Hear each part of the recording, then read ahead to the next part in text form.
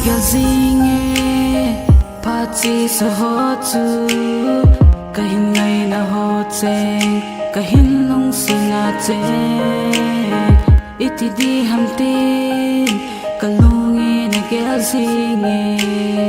Iti zong eko Hindi po iti na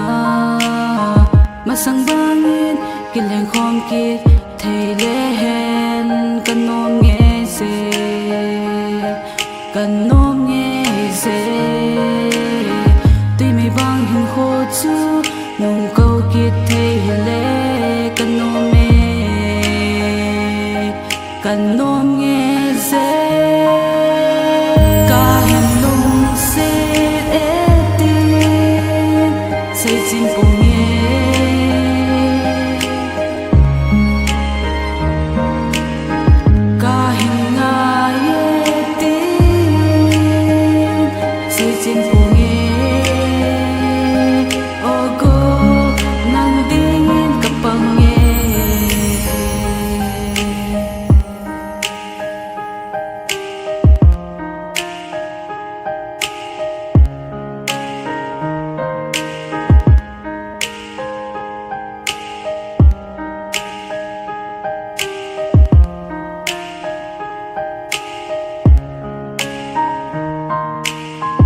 Masang bangin Kileng khom kit Thay lehen